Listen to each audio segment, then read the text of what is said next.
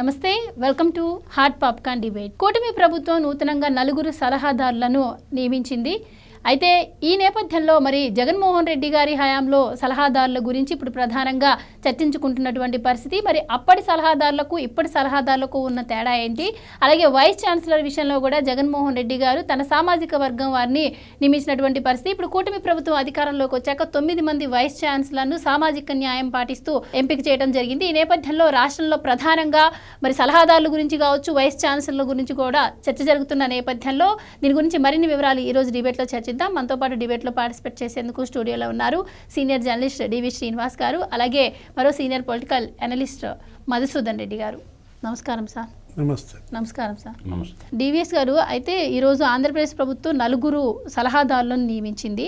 So ఈ 4 సలహాదారులు ఎప్పుడైతే నియమించారో జగన్మోహన్ రెడ్డి గారి హయాంలో జరిగినటువంటి విషయాలు గుర్తుకొస్తున్నాయి ప్రజలకు. అప్పట్లో 100 మంది సలహాదారులను నియమించిందని, సో వాళ్ళ గురించి చాలా కబ్జాలు వెలుగులోకి వచ్చాయని కూడా మాట్లాడారు. సో అప్పటి సలహాదారులకు ఇప్పుడు సలహాదారులకు ఉన్న తేడా ఏంటి? ఇప్పుడు సలహాదారులను ఏం చూసి ప్రధానంగా కూటమి ప్రభుత్వం ఎంపిక చేసింది? ఈరోజు ముఖ్యమంత్రి చంద్రబాబు కూటమి ప్రభుత్వం 4 ప్రభుత్వ సలహాదారులుగా నియమించారు. వాళ్ళలో ముఖ్యులుగా మనం ఇస్రో మాజీ చైర్మన్ సోమనాథ్, ఆయన్ని ఏపీ స్పేస్ ఈ రీసెర్చ్ అకాడమీకి ఆయన్ని సలహాదారుగా తీసుకోవటం కానీ, అట్లాగే డిఆర్డిఓ మాజీ చైర్మన్ సతీష్ రెడ్డిని ఇప్పుడు దీనికి సలహాదారుగా తీసుకోవటం కానీ, సుచిత్ర ఎళ్ళ ఎవరామె భారత్ బయోటెక్ ఈ కరోనా వ్యాక్సిన్ తయారీలో ఆమె భర్త ఆమె ఇద్దరికి కలిపి ఎల్లా కృష్ణ సుచిత్ర ఎల్లా పద్మభూషణ్ పురస్కారం కూడా మన కేంద్ర ప్రభుత్వం ప్రకటించిన నేపథ్యంలో ఇప్పుడు ఈ సలహాదారులు కేపీసీ గాంధీ, ఆయన ఏంటి ఫోరెన్సిక్ ల్యాబ్ సైంటిస్ట్, ఆయన గతంలో కూడా చంద్రబాబుకు సలహాదారుగా పనిచేశారు. ఒక 3-4 రాష్ట్రాలకు కూడా ఈ ఫోరెన్సిక్ దాంట్లో ఆయన అడ్వైజర్గా ఉన్న దాంట్లో వెంటనే వీళ్ళ నియామకం జరగగానే జగన్మోహన్ రెడ్డి సలహాదారులు గుర్తొచ్చారు. అంటే ఏంటి, అప్పుడు సకల శాఖ మంత్రి ఎవరైన సజ్జల రామకృష్ణారెడ్డి, ఆయన ఒక పెద్ద సలహాదారు. అసలు ఆయనకి ఇచ్చినటువంటి జీతభత్యాలు అదొక పెద్ద ఎపిసోడ్. గతంలో మనం నాదెండ్ల మనోహర్ 680 కోట్లు సార్, 680 కోట్లు 89 మంది సలహాదారుల జీతాలకే ఖర్చు పెట్టారని, సజ్జలకైన ఖర్చే 140 కోట్లని ప్రెస్ మీట్ పెట్టి మరీ చెప్పాడు. అసలు 89 మంది సలహాదారులు అవసరమా ఒక ప్రభుత్వానికి? 680 కోట్లు ఖర్చు పెట్టడమా? ఇవాళ నాదెండ్ల మనోహర్ మంత్రిగా ఉన్నారు. అది నిజంగా వాస్తవమే గనకైనట్లయితే దానిపైన అసలు దర్యాప్తు జరిపించాలి, ఆ డబ్బు కూడా రికవరీ చేయాలి. ఎందుకంటే ప్రతి ఒక్కళ్ళ జీతం ఎవరిని కదిలించినా 3 లక్షల పైనే, ఇంకొక 2 లక్షలు ఇతర అలవెన్సుల రూపంలో, ఏది వెహికల్ కావచ్చు లేకపోతే ఇల్లు కావచ్చు. అంటే ప్రతి ఒక్కళ్ళకి ఎవరిని గదిలిచ్చినా 5 లక్షల చొప్పున. జగన్మోహన్ రెడ్డి సలహాదారులు మనం కసిరెడ్డి రాజు, నిన్నే తాజాగా విజయసాయి రెడ్డి అన్నాడు ఏమని, కసిరెడ్డి రాజశేఖర్ రెడ్డి ఆ లిక్కర్ మాఫియా కర్త కర్మ క్రియ అతనే సలహాదారు, ఐటీ సలహాదారు. జగన్మోహన్ రెడ్డికి ఇన్ఫర్మేషన్ టెక్నాలజీలో సలహాలు ఇవ్వాల్సిన ఆయన ముడుపులు మద్యం వసూళ్లలో పడ్డాడు. ఏంటి, ఆ కేసుకి 250 రూపాయల నుంచి 400 రూపాయలు చొప్పున ఆ ముడుపులే నెలకి 2 కోట్లు, రోజుకు 2 కోట్లు, నెలకి 60 కోట్లు చొప్పున 5 ఏళ్లలో 3113 కోట్లు ఏం వసూలు చేసినట్టుగా. అంటే కసిరెడ్డి రాజు ఒక సలహాదారు. అంటే ఏంటి, మాఫియాకి మరి వసూళ్ళకి ఉపయోగపడే వాళ్ళందరూ సలహాదారులుగా పెట్టుకున్న నేపథ్యం అన్నమాట. జగన్మోహన్ రెడ్డి సలహాదారులు ఇవాళ జొన్నలగడ్డ పద్మావతి ఏంటి, ఆమె ఒక ఎమ్మెల్యే, ఆ ఎమ్మెల్యే భర్త ఒక సలహాదారు. జొన్నలగడ్డ సాంబశివారెడ్డి ఎవరో ఒక అతను పెట్టుకున్నట్టున్నారు. అండ్ అసలు ఏ విధంగా సలహాదారులను అతను దుర్వినియోగపరిచాడు ఆ వ్యవస్థ. జనరల్గా అసలు ఇది పెట్టింది ఎవరు, ఎప్పటి నుంచి వీళ్ళు పాపులర్ అయ్యారు? రాజశేఖర్ రెడ్డికి సలహాదారుగా కేవీపీ రామచంద్రరావు ఉండేవాడు, ఆయన ఆత్మ అని అంటారు. అసలు మొన్న కూడా హైకోర్టు అది కూడా గుర్తు చేసింది. హైకోర్టు జడ్జి బహుశా దేవానంద్ అనుకుంటాను, ఏంటి ఆయన ఏమన్నారు, ఈ సలహాదారుల పైన మాట్లాడుతూ ఎంఆర్ఓలకు కూడా సలహాదారులు పెట్టుకుంటారా ఇక మీరు? రోడ్డును పోయే వాళ్ళందరినీ సలహాదారుగా పెడతారా? దీనికి అసలు రాజ్యాంగ భద్రత ఉందా అంటూ చాలా తీవ్రమైన వ్యాఖ్యలు చేశారన్నమాట. అసలు వీళ్ళెవరు సలహాదారులు? రోజుకో ప్రెస్ మీట్ పెట్టేవాడు. ప్రెస్ మీట్ పెట్టి ప్రత్యర్థుల్ని విమర్శించేవాడు. వీళ్ళు ప్రభుత్వ సలహాదారులు ఎలా అవుతారు, వీళ్ళకి ప్రభుత్వ జీతం ఎలా ఇస్తారు? ఇప్పుడు మాజీ ముఖ్యమంత్రి చంద్రబాబును విమర్శించడానిక సజ్జలకి 140 కోట్ల జీతం ఇస్తోంది. అంటే ఆ హైకోర్టు ఎందుకంత తీవ్రంగా వ్యాఖ్యానించిందంటే ఒకటి గుర్తు చేసింది అప్పుడు దేవానంద్ కూడా. కేవీపీ రామచంద్రరావు సలహాదారుగా రాజశేఖర రెడ్డికి ఉన్న ఏనాడు ప్రెస్ మీట్ పెట్టలేదు, ఒకసారి ప్రెస్ మీట్ పెట్టాడు, అది కూడా ఆయన చచ్చిపోయిన తర్వాత. ఆ కార్యకర్తల్ని వాళ్ళని అడ్రస్ చేస్తూ అతను మాట్లాడాడు అంటూ, అసలు ఈ సకల శాఖ మంత్రి ఇప్పుడు ఈ సజ్జల మాట్లాడితే ప్రెస్ మీట్ పెట్టడం అన్నట్టుగా సలహాదారులు ఇవాళ మనం చూసాం. ఏది ముఖ్యమంత్రి చంద్రబాబుకు వచ్చినటువంటి సలహాదారులు వివిధ రంగాల్లో, ఏది ఆ ఇస్రో చీఫ్ మాజీ, లేకపోతే డిఆర్డిఓ, ఆయన ఏంటి రక్షణ రంగం, డిఫెన్స్కి కేంద్రానికి కూడా ఆయన సలహాదారుగా ఉన్నారు. ఎవరు? సతీష్ రెడ్డి. ఇక్కడ కులాలకు సంబంధం లేదు. అప్పుడేంటి, ఒక కుల ముద్ర పడింది. ఆ కులానికి సంబంధించినటువంటి వాళ్ళు జగన్మోహన్ రెడ్డి సొంత సామాజిక వర్గానికి చెందిన వాళ్ళనే పెట్టుకుంటున్నాడు అన్న చెడ్డ పేరు తెచ్చుకున్న పరిస్థితి. ఇక్కడ సుచిత్ర ఎల్ల ఆమె ఏంటి మరి, ఒక బయోటిక్ ఫామ్, భారత్ బయోటిక్ దాంట్లో మరి వాళ్ళకి అసలు పద్మభూషణ్ అవార్డు కూడా ఇచ్చారంటే వాళ్ళు కదా ఇవాళ ప్రభుత్వానికి సలహాదారులుగా. ప్రజలు కూడా ఇది ఆమోదించేటటువంటి నిర్ణయం. అదేంటి, ప్రజల్లో తీవ్ర వ్యతిరేకత అసలు ఆయన పతనానికి కూడా కారణమైంది. ఎవరికి? జగన్మోహన్ రెడ్డి. మధు గారు, కూటమి ప్రభుత్వం ఇప్పుడు కొత్తగా 4 సలహాదారులు నియమించింది. మరి జగన్మోహన్ రెడ్డి గారి హయాంలో కూడా 100 మంది సలహాదారులు ఉన్నారు. సో వాళ్ళకి వీళ్ళకి ఉన్న డిఫరెన్స్ ఏంటంటారు? విద్యానామ నరస్య రూపమధికం ప్రచ్ఛన్న గుప్తధనం విద్య యశస్సకరి భోగకరి విద్య గురుణాం గురురహ విద్యా బుద్ధజనో విదేశగమనే పరదేవత రాజ్యసాను పూజ్యతే నహిం ధనం విద్యాహీన పశువ. అంటే చదువు రానటువంటి వాడిని, ఒక పశువు వృత్తి ఉన్నటువంటి వాడు ముఖ్యమంత్రి అయితే ఎలా ఉంటుంది అంటే, ఇప్పుడన్నా యూనివర్సిటీకి పోయి దాని ముఖం చూసి ఏమన్నా బడికి పోయినోడైతే అనుకోవచ్చు ముఖ్యమంత్రి. విద్య చదువు రానివాడే ముఖ్యమంత్రి అయితే ఇంకెట్టకాక ఇంకెట్ట ఉంటుంది? ఇప్పుడు ముఖ్యమంత్రి పదవి జగన్కి వరం, ప్రజలకి క్షవరం. ముఖ్యమంత్రి పదవి జే గ్యాంగ్కి వరం, పులివెందుల పాబ్లో ఎస్కోబార్ గ్యాంగ్కి వరం, ప్రజలకి క్షవరం. కాబట్టి నేననే పాయింట్ ఏంటంటే, రోగి ఉమ్మాడనుకో, ఉమ్మి చుట్టూ ఈగిలు జారుతాయి. అదేవిధంగా ఏంటంటే, పాపిష్టి డబ్బు కోసం ఈ దొంగలందరూ చేరారన్నమాట, సలహాదారులుగా రకరకాలుగా చేరారన్నమాట. అట్లాగే ఇక్కడ కులము అంటే జగన్మోహన్ రెడ్డిది ఏ కులం ముందు అది చెప్పమను. జగన్మోహన్ రెడ్డికి నాకు కులం లేదంటాడు కదా, నా కులం శ్రీకాకుళం అంటుండే, మనం ఏం చేద్దాం? అది కులం ఏందో చూపించాలి. జగన్మోహన్ రెడ్డి మతం ఏందో తెలియదు, కులం ఏందో తెలియదు. అందువల్ల ఏంటంటే, ఒక కుల పునాది మీద ఏదన్నా నిర్మించాలా అనుకుంటే వాడిని మించిన అజ్ఞాని ఇంకొకడు ఉండవు ప్రపంచంలో. అది సాధ్యపడేది కాదు. అందువల్ల ఏంటంటే, దోపిడీదారుల ముఠా అంతా ఏకమైపోయి మాయ మాటలు ఎన్నో చెప్పి రాజ్యాధికారానికి వచ్చారు. వచ్చిన తర్వాత రాష్ట్రాన్ని ముంచారు. ఆ ముంచిన రాష్ట్రాన్ని బాగు చేయటం కోసం ఇప్పుడు అందరూ విఘ్నులు, వివేకవంతులు, శాస్త్రవేత్తలు అందరూ అవసరం పడింది ప్రభుత్వానికి. కాబట్టి నేనంటుండే వ్యాలిడ్ పాయింట్ ఏంటంటే, గతంలో ఉన్నటువంటి సలహాదారులకి ఇప్పుడు ప్రభుత్వం నియమించినటువంటి సలహాదారులని ఇద్దరిని కంపేర్ చేసుకుంటే నక్కకి నాగలోకానికి ఉన్నంత తేడా ఉంది. ఇప్పుడు విశ్వవ్యాప్తంగా ఒక వైరస్ మానవాళిని కబలిస్తుంటే ఆ వైరస్ కనుక్కున్న కంపెనీని అది కరోనా వైరస్ కాదు కమ్మ వైరస్ అన్నటువంటి కర్కోటకను చూసాం, కలికాల జగనాసురుణ్ణి చూసాం. విశ్వ మానవాళిని కబలిస్తున్న ఒక వైరస్కి వ్యాక్సినేషన్ కనుక్కున్నా కూడా ఓర్చుకోలేని తత్వంతో అది కరోనా వైరస్ కాదు కమ్మ వైరస్ అన్న కర్కోటకుడు కలికాల జగనాసురుణ్ణి చూసాం. ఇది వాస్తవమా? ఆ మాట వాడింది అతనే కదా. అందువల్ల ఏంటంటే, ఈరోజు ఒక మేధావి మౌనం దేశానికి ప్రమాదమైనట్టు, మేధావులు అనేవాళ్ళు 4 గోళ్ల మధ్య ఉండకూడదు, ప్రభుత్వానికి సూచనలు సలహాలు ఇవ్వాలి. ఇప్పుడు మ్యాన్ ఆఫ్ ద మిసైల్ అంటాం మనం ఎవరిని? అబ్దుల్ కలాం గారు. అబ్దుల్ కలాం గారిని భారతదేశంలో 543 పార్లమెంటు సెగ్మెంట్లో ఏడ నిలబెట్టిన ఓడిస్తారు, నో డౌట్. అంబేద్కర్ని కూడా ఓడించారు ఈ భారతీయులు. అదేవిధంగా పుచ్చలపల్లి సుందరయ్య గారు నెల్లూరులో కానీ నిలబడితే ఖచ్చితంగా ఓడించే ఉండేవాళ్ళు. ఆయన గన్నవరంలో కాబట్టి గెలిచిండు. అదే ప్రధానమంత్రి మన్మోహన్ సింగ్ ఉన్నారు, మంచి మేధావి, ఆర్థికవేత్త, ప్రజల్లో గెలవలేరు. కానీ ఇప్పుడు నలుగురు తీసుకున్నారు.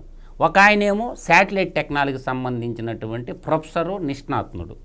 ఈరోజు శాటిలైట్ రంగం అన్ని రంగాల్లో ఉపయోగపడుతుంది. వ్యవసాయ రంగంలో, పాఠశాల రంగంలో, అంటే విద్యా రంగంలోను, ప్రభుత్వ రంగంలోను, తీవ్రవాదులు పట్టుకునే రంగంలో కూడా ఏరోస్పేస్ నుంచి ఒక ఆయన తీసుకున్నారు. తప్పేంటి? ఎవరన్నా కాదంటారా? ప్రపంచమే వాళ్ళు గుర్తించింది. వాడు గుర్తిస్తే అంత, మనం గుర్తియకపోతే అంట. రెండో విషయం తీసుకునేసరికి సుచిత్ర ఎల్లా గారిని తీసుకున్నారు. ఆమె ఒక సైంటిస్ట్ రంగానికి సంబంధించినటువంటి వ్యాక్సినేషన్ రంగంలోకి సంబంధించిన నిష్ణాతురాలు. కాకపోతే ఆమెకేంది, హస్తకళలు, చేనేత మీద, దాని మీద సూచనలు, సలహాలు. ఎందుకంటే ఆడవాళ్ళకి సంబంధించినటువంటి కళ కాబట్టి దానికి సంబంధించి చూసింది. ఇంకా డాక్టర్ సతీష్ రెడ్డి, ఆయన డిఆర్డిఓ సైంటిస్ట్గా ఉన్నాడు, కేంద్ర రక్షణ రంగానికి సలహాదారుడుగా ఉన్నాడు. ఇవాళ ఆంధ్రప్రదేశ్లో రక్షణ రంగానికి సంబంధించిన ఒక్క పరిశ్రమ కూడా లేదు. సతీష్ రెడ్డి రావడం వల్ల ఏమవుద్దంటే, సలహాదారుడుగా రావడం వల్ల సతీష్ రెడ్డి గారు రక్షణ రంగంలో కొన్ని పరిశ్రమలు తెచ్చుకునేదానికి అవకాశం ఉంటుంది. డిఫెన్స్ రంగం బడ్జెట్ చాలా పెద్ద బడ్జెట్ ఉంటుంది. ఇవాళ రక్షణ రంగానికి సంబంధించినటువంటి పారిశ్రామికీకరణకి మనకి భూములు విశాలంగా ఉండి, అన్ని రకాల వసతులు ఉండి, మానవ వనరులు పుష్కలంగా ఉండి, జల వనరులు ఉండి, జల రవాణా ఉంది, ఎక్స్పోర్ట్ ఇంపోర్ట్ చేసుకోవడానికి. రక్షణకు సంబంధించిన ఆయుధ సంపత్తి ఇవాళ ప్రపంచంలో వారియర్స్ తయారు చేసే యూనిట్లు కూడా కొన్ని కావాలి. కాబట్టి ఆ సలహాతో ఉండటం వల్ల మనకేంటంటే రక్షణ రంగానికి సంబంధించినటువంటి మ్యానుఫ్యాక్చరింగ్ హబ్ జోన్ కూడా ఏర్పాటు చేసుకునేదానికి డాక్టర్ సతీష్ రెడ్డి గారు, మా సింహపూరి ముద్దుబిడ్డ, విశ్వానికి కావాల్సినోడు, ఆయన తీసుకుంటారు. తప్పే ఉంది. ఇంకా గాంధీ గారు ఎవరు? Forensic lab. ఈ ఫోరెన్సిక్ ల్యాబ్ అంటే ఈ ఏఐ టెక్నాలజీ సాఫ్ట్వేర్ వచ్చిన తర్వాత ఈ మధ్య ఏం చేసినారంటే, ఈ ఏఐ టెక్నాలజీ వచ్చిన తర్వాత నీకు ఫోరెన్సిక్ ఆడిట్కి బాగా, అంటే దొంగ వీడియోలు తయారు చేయటము, మేము మాట్లాడలేదని అనటము, అంటే ఈ వాయిస్ నాది కాదని అంటాము, ఇటువంటివన్నీ పట్టుకోవాలంటే ఈ ఫోరెన్సిక్ ఎవిడెన్స్ అనేది చాలా కీలకం పోలీస్ డిపార్ట్మెంట్లో. ఫోరెన్సిక్ ఆడిట్కి సంబంధించింది. తర్వాత ఒక దిక్కడుండి నేనుండి మనిషి లేనని అబద్ధాలు చెప్పటం. అందువల్ల మనకు ఆల్రెడీ ఫోరెన్సిక్కి సంబంధించినటువంటి ఒక సమస్య ఉంది. మనకు అనంతపురం జిల్లాలో బెంగళూరుకి దగ్గరగా పెట్టారనమాట. నార్కోటిక్కి సంబంధించింది, కస్టమ్స్కి సంబంధించింది. ఇప్పుడు ఫోరెన్సిక్ ల్యాబ్ అమరావతిలో పెట్టారు. ఫోరెన్సిక్ ల్యాబే ఉంది అమరావతిలో. రేపు తొలి రిబ్బన్ కటింగ్ చేయబోయే బిల్డింగ్ కూడా అదే ఫోరెన్సిక్ ల్యాబ్కి సంబంధించిన బిల్డింగ్.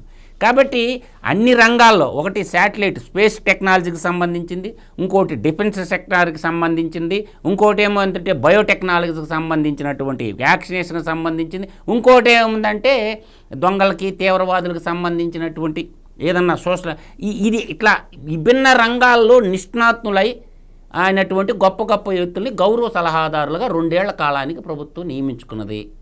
ఓకేనా? ఈ ఏళ్లలో ఎవరన్నా సరే భారతదేశ వ్యాప్తంగా వీళ్ళు నిష్ణాతులు కాదని చెప్పేవాళ్ళు ఒకరు ముందుకు రమ్మనండి, ఎవరు రారు. శభాష్ బాబు గారు అంటారు. అదే గతంలో ఉన్నటువంటి బిఏ చదువుకున్న బేవర్స్ గారిని ఒకరిని పెట్టుకొని ప్రజల సొమ్ము నాకేశారుగా. 89 మంది సలహాదారులను పెట్టుకొని 680 కోట్ల రూపాయలు ప్రజాధనాన్ని క్షౌరం చేశారని అందుకన్నా నేను. వాళ్ళందరినీ రెవెన్యూ రికవరీ యాక్ట్ ప్రయోగించి వాళ్ళకి అర్హత లేనోడు తిరుపతికి పోతే ఎట్ట ఉంటుందో అటువంటి యదవలను పెట్టుకొని ప్రజాధనాన్ని దోచేశారు. కాబట్టి ఆ కొమ్మినేని శ్రీనివాసరావు అని ఒకరిని పెట్టిండు. వాడికి ఏమన్నా విజ్ఞానం అని ఉందా?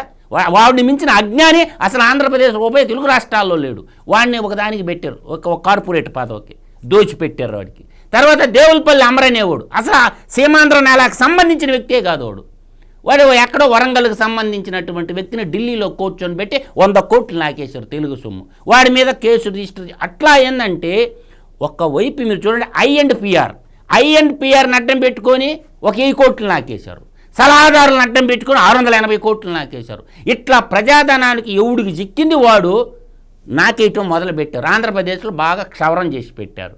కాబట్టి ఇప్పుడున్నటువంటి రాష్ట్రాన్ని, సంక్షోభంలో ఉన్న రాష్ట్రాన్ని గట్టెక్కించాలంటే మేధావుల యొక్క విజ్ఞానం అవసరం రాష్ట్రానికి. కాబట్టి అందువల్ల తీసుకున్నారు, మంచి పని. వాళ్ళేమి ప్రభుత్వం ఇచ్చే జీతం డబ్బుల మీద ఆధారపడే వాళ్ళు కూడా కాదు.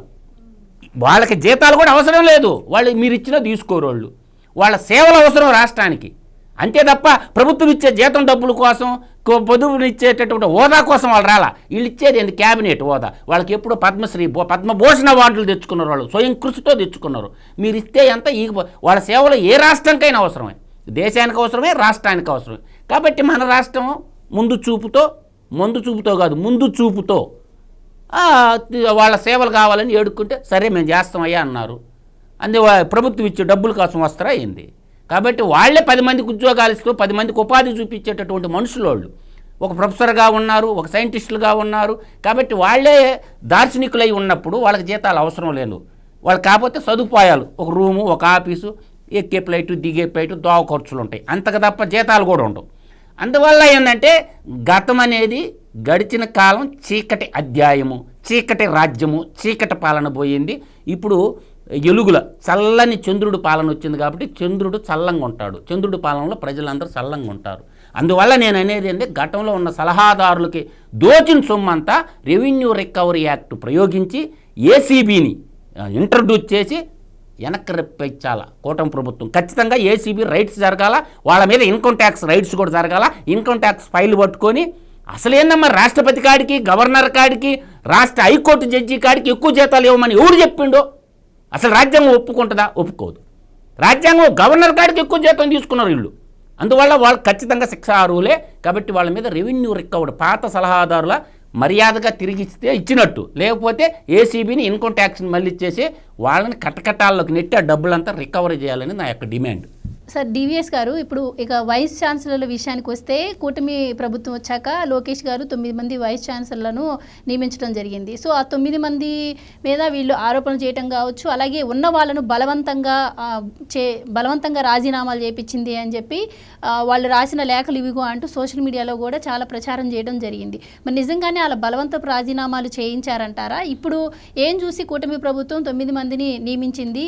సో వాళ్ళ ప్రత్యేకతలు ఏంటి? మరి గతంలో ఉన్న వైస్ ఛాన్సలర్కు ఇప్పటికీ ఉన్న డిఫరెన్స్ ఏంటి? సలహాదారులు అప్పుడు ఎలా ఉన్నారు, ఇప్పుడు ఎలా ఉన్నారు? వైస్ ఛాన్సలర్లు ఇప్పుడు ఎవరిని నియమించారు, అప్పుడు ఎలా ఉన్నారు? అంటే యూనివర్సిటీలని రాజకీయ పార్టీ వేదికలుగా మార్చారని, వైఎస్ఆర్ కాంగ్రెస్ పార్టీ కేంద్రాలుగా మరి యూనివర్సిటీలు నడిపారని అప్పట్లో ఆంధ్ర యూనివర్సిటీ వీసీ ప్రసాద్ రెడ్డి ఏంటి ఆయనే అసలు విజయసాయిరెడ్డితో పాటు ఎమ్మెల్సీల ఎంపిక, ఎన్నిక, గ్రాడ్యుయేట్స్ నుంచి ఓట్లు ఎంచటం, లేకపోతే అసలు రాజశేఖర రెడ్డి విగ్రహాలు పెట్టడం, లేకపోతే జగన్మోహన్ రెడ్డి పుట్టినరోజులు చేయటం, ఏ విధంగా కేక్ కటింగ్స్, అంటే ఒక పార్టీని కొమ్ము కాసేలాగా వీసీలు ఎలా వ్యవహరించారు. అప్పట్లో నాగార్జున యూనివర్సిటీ వీసీ కావచ్చు, పెద్దిరెడ్డి చెప్పిన ఆయనకేమో ఎస్వి యూనివర్సిటీ వైస్ ఛాన్సలర్ చేశారని శ్రీకాంత్ రెడ్డి, లేకపోతే రామచంద్రారెడ్డి, లేకపోతే ఇంకొకళ్ళు నరసింహారెడ్డి, ప్రసాద్ రెడ్డి, ఒకే సామాజిక వర్గానికి ఆ వైస్ ఛాన్సలర్ పోస్టులు, రిజిస్ట్రార్ పోస్టులు ఇచ్చారని, భూమన బంధువుని పెట్టారని, లేకపోతే అతను ఎవరు మన రాజా జక్కంపూడి రాజా బంధువులకి పెట్టారని వైస్ ఛాన్సలర్లుగా. ఇట్లా వైఎస్ఆర్ కాంగ్రెస్ పార్టీ ఎమ్మెల్యేలు, లేకపోతే జగన్మోహన్ రెడ్డి బంధువే ఒక రిజిస్ట్రార్గా, ఏది ఈసీ రవీంద్రనాథ్ రెడ్డి, రాజేంద్రనాథ్ రెడ్డి అతన్ని పెట్టారు ఏది రిజిస్ట్రార్గా. అనర్హులకు పదోన్నతులు ఇచ్చి లేని అర్హత వాళ్ళకి కట్టబెట్టి వైస్ ఛాన్సలర్ పోస్ట్ అనేది అదేదో ఒక పార్టీ పదవి కిందకి దిగజార్చడం ఆ రోజు అబాసుపాలైంది. ఇంత తీవ్ర వ్యతిరేకత మూటగట్టుకుంది. ఈరోజు లోకేష్ బాబు విద్యాశాఖ మంత్రిగా ఈ నియమించిన 9 వీసీ పోస్టులు ఎలా ఉన్నాయి? ఒక ఎస్టీ, ఏది ఆదివాసి, ఒక ఎరుకల ప్రొఫెసర్ ఆమెను ప్రసన్నశ్రీని చేశారు బ్రహ్మాండంగా వైస్ ఛాన్సలర్గా అనమాట. అంటే ఒక 30 ఏళ్ళు అనుభవం ఉన్నటువంటి వ్యక్తులు, 28 ఏళ్ళు అనుభవం ఉన్నటువంటి వ్యక్తులు ఇక్కడ వైస్ ఛాన్సలర్గా నియమిస్తే ఆ ప్రకాష్ బాబుని పుదుచ్చేరి సెంట్రల్ యూనివర్సిటీ వైస్ ఛాన్సలర్గా కేంద్రం పంపించింది. అంటే ఆంధ్రప్రదేశ్ ప్రభుత్వం నియమించిన వీసీలని కేంద్రమే సెలెక్ట్ చేసుకుంటోందంటే ఎంత గొప్ప అర్హత ఉన్న వాళ్ళని, నిష్ణాతుల్ని వీళ్ళు నియమించారు. ఇప్పుడు హైదరాబాద్ ఉస్మానియా యూనివర్సిటీ, లేకపోతే ఖరగ్పూర్ ఐఐటి వాళ్ళని, ఎన్ఐటి వరంగల్లో 28 ఏళ్ళు ప్రొఫెసర్గా చేసిన వాళ్ళని ఒక సామాజిక న్యాయం పాటించారు. అంటే అటు ప్రాంతాల మధ్య సమతుల్యత, ఇటు కులాల మధ్య సమతుల్యత. 3 బీసీలను పెట్టారు, అట్లాగే 2 కమ్మని పెట్టారు, ఒక బ్రాహ్మణ, ఒక ఎస్సీ, ఒక ఎస్టీ, ఒక కాపు, ఎట్లా 9 మంది కూడా అన్ని కులాలకి ఎలా ప్రాతినిధ్యం ఇచ్చుకుంటూ వచ్చారు. అంటే ఎంపిక ఎలా జరగాలి, అటు సలహాదారుల ఎంపిక కావచ్చు, ఇటు ఎమ్మెల్యేల ఎంపిక కావచ్చు, లేకపోతే మంత్రుల ఎంపిక కావచ్చు, వీసీల ఎంపిక కావచ్చు, ఇవాళ సమాజంలో అన్ని వర్గాలకి న్యాయం చేయాలి. ఇప్పుడు ఇందాక మనం అనుకున్నాం, ఇప్పుడు సలహాదారులు జగన్మోహన్ రెడ్డి సలహాదారులు. జగన్మోహన్ రెడ్డికి స్పీచ్లు రాసేవాడు ఒక సలహాదారు, కృష్ణమోహన్ కూడా సలహాదారు చేసి పారేశారు. జగన్మోహన్ రెడ్డి పర్యటనలు వేస్తుంటాడు, టూర్ ఇన్ఛార్జి. ఏది ఇప్పుడు చంద్రబాబు షెడ్యూల్ ఎలా అయితే పర్యటనలకి ఒక నాయకుడు ఇన్ఛార్జి ఉంటాడో అతను ఒక సలహాదారుని చేసి పారేశారు, తలసల రఘురామునో ఎవరినో. అట్లా అంటే మీ దగ్గర పనిచేసే గుమాస్తాలకు, మీ దగ్గర పనిచేసేటటువంటి భక్తులకు కాదు కదా ఇవ్వాల్సింది. ఇప్పుడు మధు గారు ఏమని చెప్పారు, ఇప్పుడు వీళ్ళెవ్వరూ జీతాలు ఆశించేవాళ్ళు కాదు, అవసరమైతే వీళ్ళే ఇంకా ఎదురు జీతాలు ఇచ్చేవాళ్ళు అన్నమాట. అంటే ఒక నిష్ణాతులు, దార్శనికులు అన్నారు. ఏది వాళ్ళ కంపెనీలకి, వాళ్ళ శాఖలకే వీళ్ళు ఇప్పటిదాకా దార్శనికులుగా చేశారు. సతీష్ రెడ్డి, సోమనాథ్, లేకపోతే సుచిత్ర ఎల్లా, వీళ్ళు ఇవాళ ఆంధ్రప్రదేశ్కి దార్శనికులుగా, ఈ ప్రభుత్వానికి దార్శనికులుగా చేయమని చేసిన ఎంపిక. అందుకే అన్నది ఏమని, సభాష్ బాబు గారనో ఏదన్నాడు. అంటే చాగంటి కోటేశ్వరరావును ఒక సలహాదారుగా పెట్టారు. ఏది స్టూడెంట్స్లో ఇవాళ ఎథిక్స్, ఈ వాల్యూస్, ఆ నైతిక విలువల బోధనకు చాగంటి ఏంటి, ఆయన ప్రవచనకర్తగా మనం చూసాం. అనేక ఉపన్యాసాలు, అటు ఆధ్యాత్మికంగా కావచ్చు, ఒక చక్కటి క్రమశిక్షణ, ఒక రుజువర్తన, ఏంటి మనం ఎలా బిహేవ్ చేయాలి. ఈ సమాజానికి ఇవాళ ఇదొక భారంగా మారింది. యువతని పెడతోవ పట్టిస్తున్నారు, అటు గంజాయి, ఇటు డ్రగ్స్, ఇప్పుడు ఏదో బెట్టింగ్ మాఫియా కూడా వచ్చినట్టుంది. ఇట్లా యువత బలహీనతలని ఎలా ఎక్స్ప్లాయిట్ చేసి నిర్వీర్యం చేస్తున్న నేపథ్యంలో చాగంటికి ఇంకో బాధ్యత కూడా అప్పచెప్పారు. ఏది, ఆ నైతిక విలువలకు సంబంధించిన కొన్ని పుస్తకాలు కూడా మీరు తయారు చేసి సిలబస్ లాగా విద్యార్థులకు ఇవ్వమంటే ఆయన ఒకటే అన్నాడు, నాకు పదవుల కోసం కాదు ఇది ఒప్పుకుంది, నేను విద్యార్థులకి నా మాటలు మంచి చేస్తాయంటే అంతకన్నా నాకేం కావాలి అని ఆయన అన్న విధానం. అంటే ఎంపిక, అప్పుడు జగన్మోహన్ రెడ్డి ఎలాంటి వాళ్ళని ఎంపిక చేశారు, ఇప్పుడు చంద్రబాబు ఎలాంటి వాళ్ళని నిర్ణయించారు.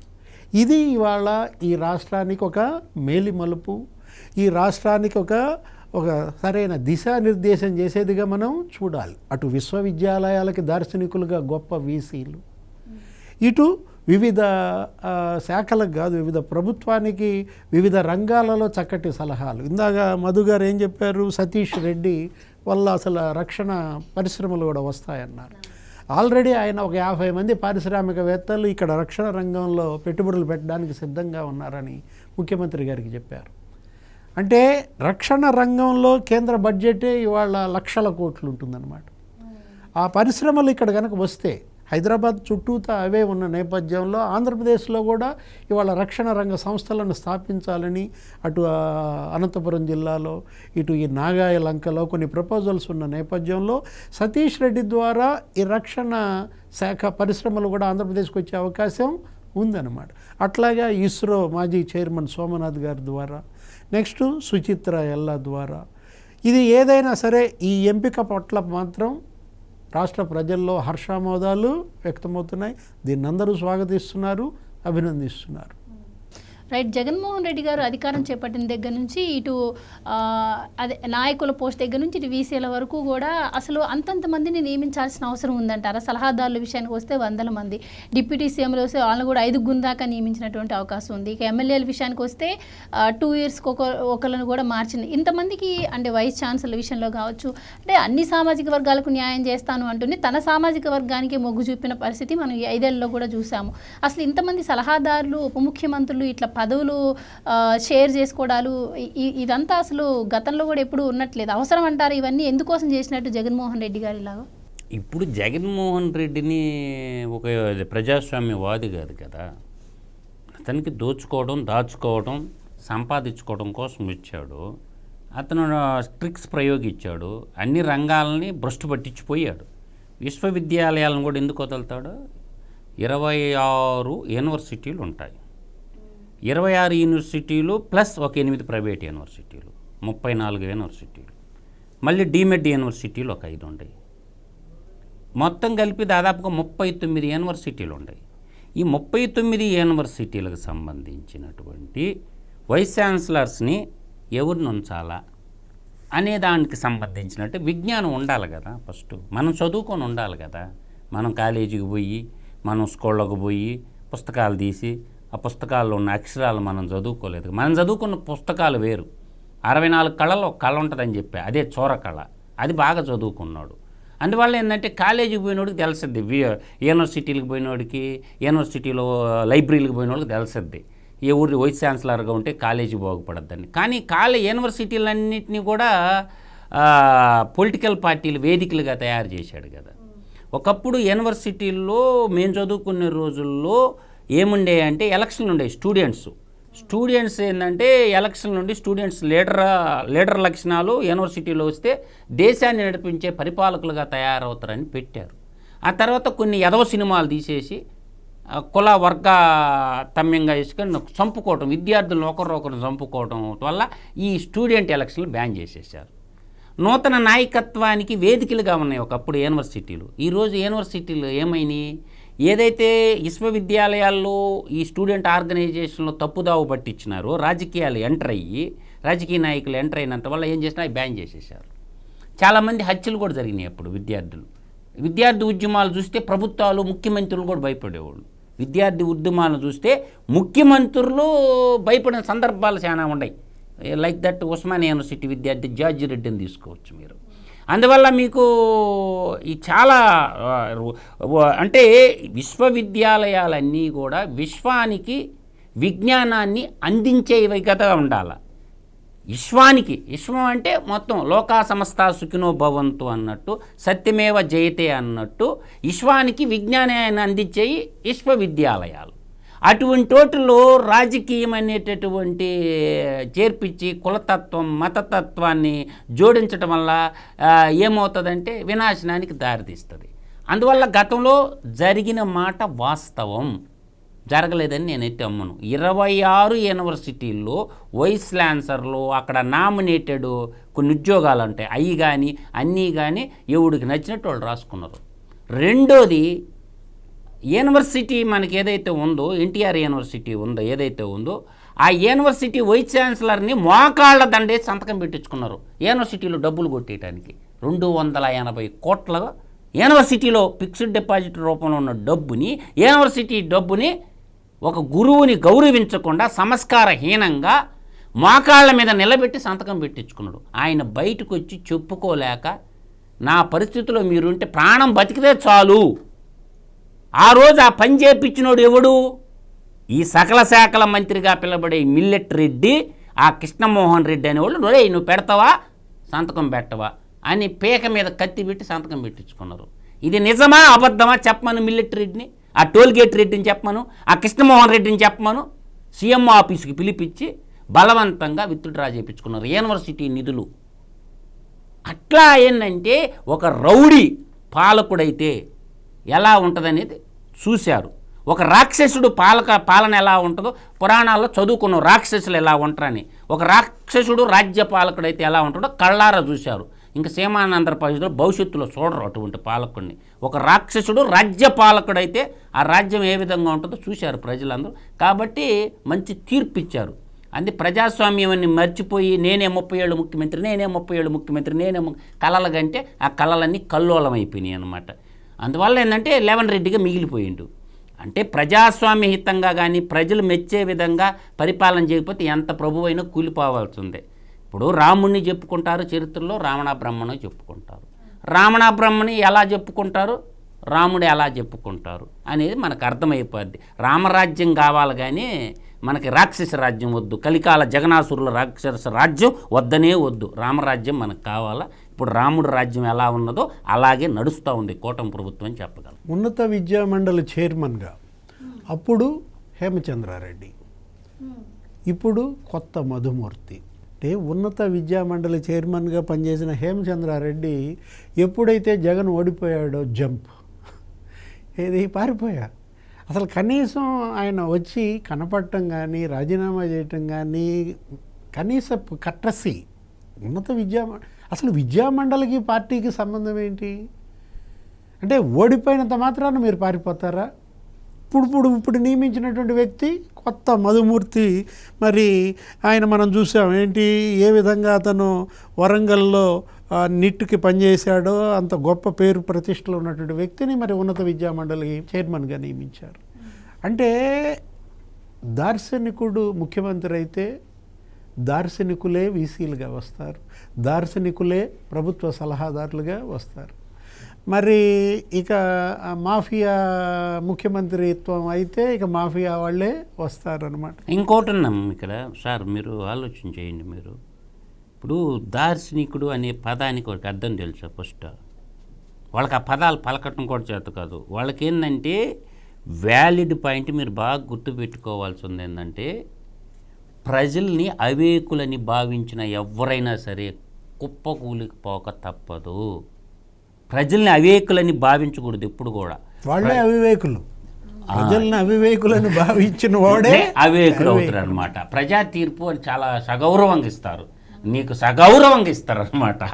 అది ఎలా ఉంటుందంటే మరో రకంగా ఉంటుంది. ఏదైనా శభాష్ బాబు గారు. రైట్ అండి, thank you so much sir, thank you so much అండి. ఇది వాళ్ళ డిబేట్. మరో డిబేట్తో మళ్ళీ కలుద్దాం. Keep watching.